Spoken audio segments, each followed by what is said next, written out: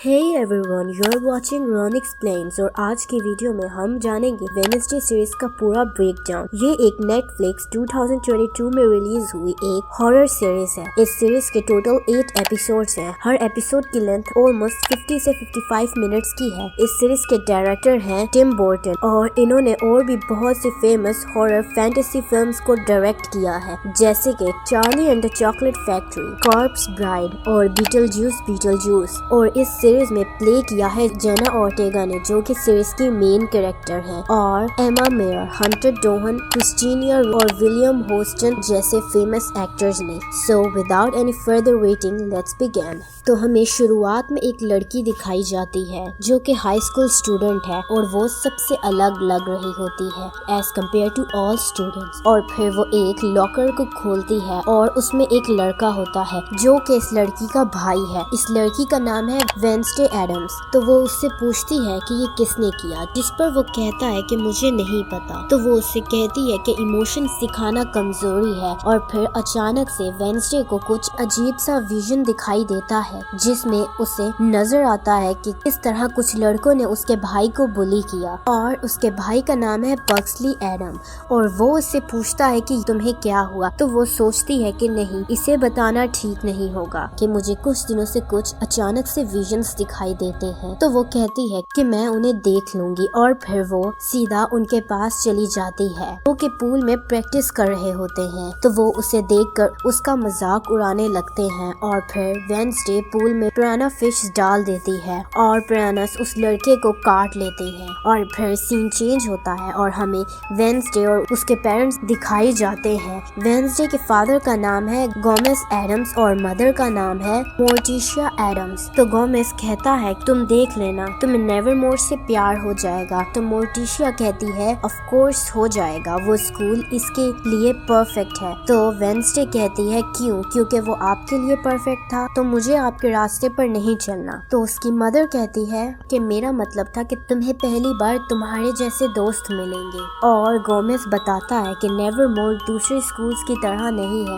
वो एक जादुई जगह है। और मोर्टिशिया कहती है कि तुम हमारी वजह से स्कूल से एक्सपेल नहीं हुई। उस लड़के की फैमिली तुम पर अटेम्प्टेड मर्डर का चार्ज लगाने वाले थे। और फिर सीन चेंज होता है और हमें एक लड़का दिखाया जाता है जो कि एक जंगल में होता है नेवरमोर स्कूल के पास ही। और तभी उसे कुछ सस्पिशियस सा फील होने लगता है और उसी वक्त कोई उस पर हमला कर देता है और सीन दोबारा से चेंज हो जाता है। वेडनेसडे और उसकी फैमिली नेवरमोर पहुंच चुके होते हैं और वो वेडनेसडे को प्रिंसिपल के ऑफिस में ले आते हैं और इसका नाम है प्रिंसिपल वीम्स। और वो कहती है कि इंटरेस्टिंग, पिछले 5 सालों में तुमने 8 स्कूल्स बदले। वेडनेसडे कहती है कि ऐसा कोई स्कूल बना ही नहीं जो मुझे रोक सके। तो वेडनेसडे की मदर कहती है कि इसके थेरेपी सेशन का क्या हुआ, ये कोर्ट की तरफ से ऑर्डर है। प्रिंसिपल बताती है कि जेरिको की एक थेरेपिस्ट हमारे स्कूल से जुड़ी हुई है, तो वेडनेसडे उसे हफ्ते में 2 बार मिल सकती है। और फिर वो लोग वेडनेसडे को उसका रूम दिखाने और उसकी रूममेट से मिलवाने ले आते हैं जिसका नाम है इनेड सिंक्लेयर और ये एक वेयरवुल्फ है।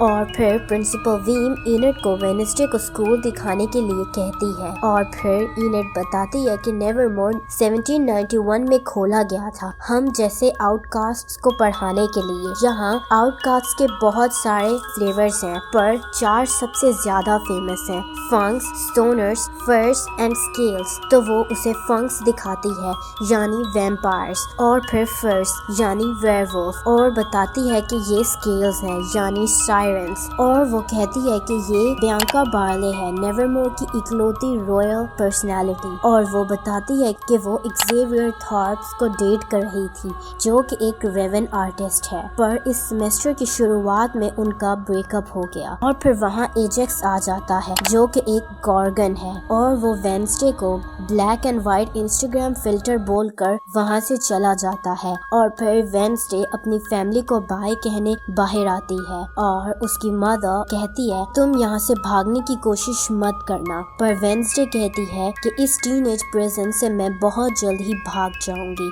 पर उसकी मदर कहती है कि तुम काफी समझ समझदार हो वेंसडे, पर तुम खुद अपनी ही सबसे बड़ी दुश्मन हो। और फिर वो उसे एक नेकलेस देकर वहाँ से चली जाती है, पर जाते जाते वो लोग एक हाथ गिरा देते हैं। और फिर सीन चेंज होता है और उस जंगल में पुलिस उस स्टार्टिंग वाले लड़के की बॉडी को देख रहे होते हैं और ये बताती है पिछले हफ्ते की हमलों की प्रोफाइल से मैच करता है। इसकी बॉडी को काट कर पार्ट्स अलग अलग कर दिए हैं। तो शेरिफ कहता है जंगल में हाइकर्स को आना बंद कर दो और रिपोर्टर्स को बोल देना कि भालू का काम है। तो ये कहती है कि आप तो ऐसा नहीं मानते ना, जिस पर शेरिफ कहता है नहीं मानता, पर ये काम किसी इंसान का भी नहीं है और मैं जानता हूँ कि ये कत्ल नेवरमोर से जुड़े हुए हैं। और फिर सीन दोबारा चेंज होता है और हमें इनेड और वेंसडे दिखाए जाते हैं। वेंसडे से मिलने ये आती है जो कि उनकी एक प्रोफेसर ही है। इसका नाम है मार्लिन थॉर्नहिल और वो उसे वेलकम फ्लावर्स देती है और फिर वो वहाँ से चली जाती है। और अगले दिन वेंसडे फेंसिंग करने आती है और आते ही वो बियांका को चैलेंज दे देती है और दोनों के बीच में मैच स्टार्ट हो जाता है और दोनों एक एक स्कोर जीत लेते हैं। और फिर वेंसडे कहती है फाइनल राउंड में मैं मिलिट्री रूल्स के साथ खेलना चाहूंगी, ना मास्क ना टिप्स, और जिसने पहले खून निकाला वो जीत गया।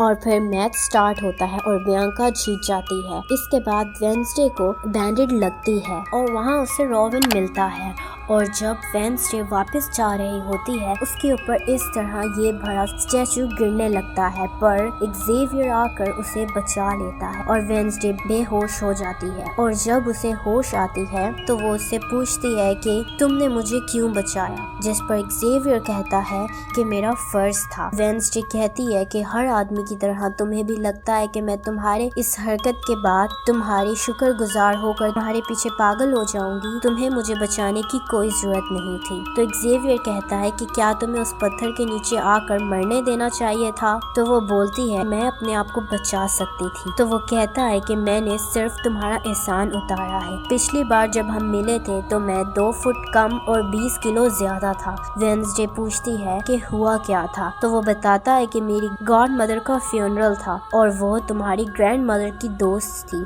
और उस वक्त हम दोनों 10 साल के थे। तो हम हाइड एंड सीक खेलने लगे और मैं उनकी कैस्केट में छुप गया और तुमने रेड स्टॉप बटन दबाकर मुझे बचाया था। तो अब हिसाब बराबर हो गया।